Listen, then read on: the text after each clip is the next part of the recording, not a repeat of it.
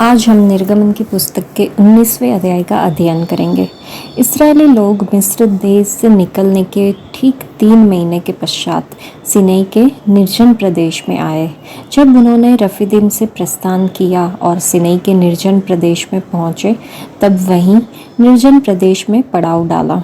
इस्राएली समाज ने पहाड़ के सामने पड़ाव डाला। मूसा परमेश्वर के पास पहाड़ पर गए। प्रभु ने पहाड़ पर से पुकार कर उनसे कहा, तू याकूब के वंशजों से यह कहना, तू इस्राएली समाज को यह बताना, तुमने देखा कि मैंने मिस्र निवासियों के साथ क्या किया, किस प्रकार तुम्हें बाज के पंखों पर बैठाकर अपने पास तक ले आया। अब यदि तुम ध्यान से मेरी बात सुनोगे और मेरे विधान का पालन करोगे, तो तुम सब जातियों में मेरी निज संपत्ति बनोगे, क्योंकि समस्त पृथ्वी मेरी ही है। तुम मेरे लिए पुरोहितों का राज्य, एक पवित्र राष्ट्र बनोगे। तू ये ही बातें इस्राएलियों से कहना। मूसा आए, उन्होंने इस्राएली समाज के धर्मवृद्धों को बुलाया और उनके सम्मुख ये बातें रखी जिनकी आज्ञा प्रभु ने मूसा को दी थी। सब लोगों ने एक साथ उत्तर दिया, प्रभु ने जो कहा है वह हम करेंगे। मूसा लौटे और उन्होंने प्रभु को लोगों का उत्तर सुनाया। प्रभु ने मूसा से कहा, देख, मैं सघन मेघ में तेरे पास आ रहा हूँ, जिससे जब मैं तुझसे बात करूँ तब लोग उसे सुन सके और सदा तुझ पर विश्वास करते रहे। मूसा ने लोगों की बातें प्रभु को बताई। प्रभु ने मूसा से कहा, तू लोगों के पास जा, उन्हें आज और कल शुद्ध कर, वे अपना वस्त्र धोए और तीसरे दिन तक तैयार हो जाए, क्योंकि मैं तीसरे दिन सीनै पर्वत पर लोगों के सम्मुख उतरूंगा। तो लोगों के लिए चारों ओर एक सीमा रेखा खींच देना और उनसे कहना, सावधान, तुम पर्वत पर मत चढ़ना और न उसके सीमांत को स्पर्श करना। जो व्यक्ति पर्वत को स्पर्श करेगा उसे मृत्यु दंड दिया जाएगा।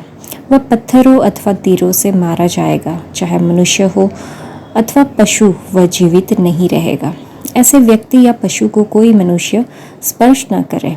जब नरसिंगे का शब्द देर तक सुनाई दे, तब कुछ निश्चित लोग पर्वत पर चढ़ेंगे। मूसा पहाड़ से उतरकर लोगों के पास आए। उन्होंने लोगों को शुद्ध किया। लोगों ने अपने अपने वस्त्र धोए। मूसा लोगों से बोले, तीसरे दिन तक तैयार हो जाओ। तुम स्त्री के साथ सहवास न करना। तीसरे दिन के प्रातःकाल मेघ गर्जन हुआ, विद्युत चमकी, एक सघन मेघ पहाड़ पर उतरा और नरसिंगे का इतना घोर स्वर सुनाई दिया कि वे लोग भी कांप उठे जो तंबुओं के भीतर थे। तत्पश्चात मूसा लोगों को परमेश्वर से भेंट कराने के लिए शिविर से बाहर लाए। वे पहाड़ की तलहटी में खड़े हो गए।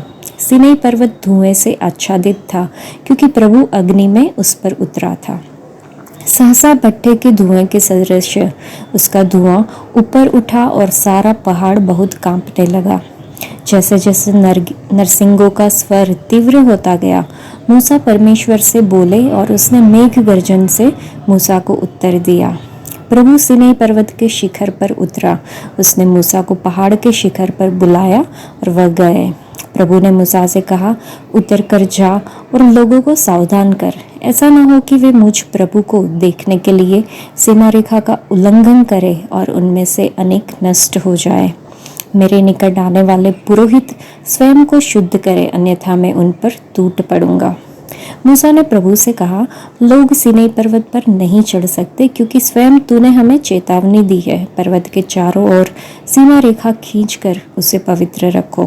प्रभु ने मूसा से कहा, तू जा और लौटकर अपने साथ हारून को लेके आओ, किंतु पुरोहित और लोग मेरे पास आने के लिए सीमा रेखा का उल्लंघन ना करें, अन्यथा मैं उन पर टूट पड़ूंगा। अतः मूसा पहाड़ से उतरकर लोगों के पास गए और उनसे ये बातें कही। इस अध्याय में हम देखें कि ये कहाँ पे हुआ। तो इस्राएली रपीदीम से सीनै के जंगल में चले गए और सीनै पर्वत के पास जब उन्होंने डेरे डाले, उस टाइम की यह घटना है। इसकी रूपरेखा अगर हम देखें तो परमेश्वर मूसा और सीनै पर्वत के लोगों से बात करते हैं। मूसा इब्रानियों को सीनै पर्वत के पास एक नए शिविर में ले गए। परमेश्वर ने मूसा से बात की और उसे लोगों के लिए एक संदेश दिया। परमेश्वर ने इसराइल को एक विशेष राष्ट्र, सभी लोगों के बीच उसकी बहुमूल्य संपत्ति बनाने का वादा किया, अगर वे उसकी आज्ञाओं का पालन करेंगे। मूसा ने इसराइल के बुजुर्गों को परमेश्वर का संदेश सुनाया और वे सभी परमेश्वर की आज्ञा मानने के लिए प्रतिबद्ध हुए। परमेश्वर ने मूसा से कहा कि वह सीनाई पर्वत पर उतरेगा और सभी लोगों के सामने मूसा से बात करेगा, ताकि वे लोग जान सके कि वह परमेश्वर का चुना हुआ प्रतिनिधि है। लोगों से कहा गया था कि वे प्रभु के आगमन की तैयारी के लिए 3 दिनों तक खुद को पवित्र करें और अपने कपड़े धोएं। जब प्रभु आए तो लोगों को पर्वत के पास जाना था, परंतु उसे छूना नहीं था। जो भी मनुष्य या जानवर पर्वत को छूता था उसे मार डाला जाता था। लोगों ने वैसा ही किया जैसा परमेश्वर ने निर्देश दिया था और स्वयं को समर्पित किया। तीसरे दिन माउंट सिनाई पर्वत घने बादल, रोशनी, गड़गड़ाहट और आग और धुएं से ढक गया और पहाड़ हिल गया। एक जोरदार तुरही की आवाज़, तुरही का विस्फोट जो है वो सुना गया और जिससे शिविर भयभीत हो गए। मूसा लोगों को पहाड़ के नीचे ले आए और यहोवा ने मूसा को शीर्ष पर बुलाया।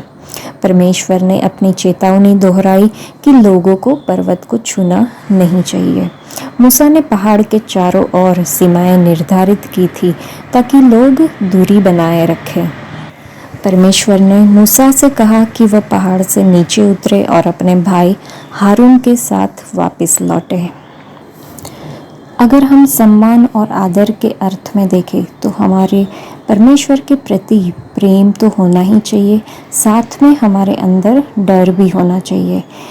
सिनाई पर्वत का जो दृश्य है वो भयावह रहा होगा, क्योंकि यह अलौकिक और पारलौकिक शक्ति का प्रदर्शन था। परमेश्वर के साथ खिलवाड़ नहीं किया जाना चाहिए। एक अर्थ में वह प्यारा और दयालु पिता है, लेकिन दूसरे अर्थ में वह एक भयानक शक्ति है जो अगर हम आज्ञाकारिता में ना रहे तो हमारे ऊपर एक भस्म करने वाली आग की तरह वो टूट पड़ सकते हैं। और वो करने के लिए हकदार भी है, क्योंकि परमेश्वर हमको प्यार करते हैं, हमारी भलाई के लिए वो हमें कई बार हो सकता है हमें एहसास हो कि वो हमें कुछ दंड दे रहे हैं, लेकिन अंत में हमारी भलाई ही उसमें होती है। तो आज के लिए इतना ही। परमेश्वर आप सबको आशीष दे। धन्यवाद।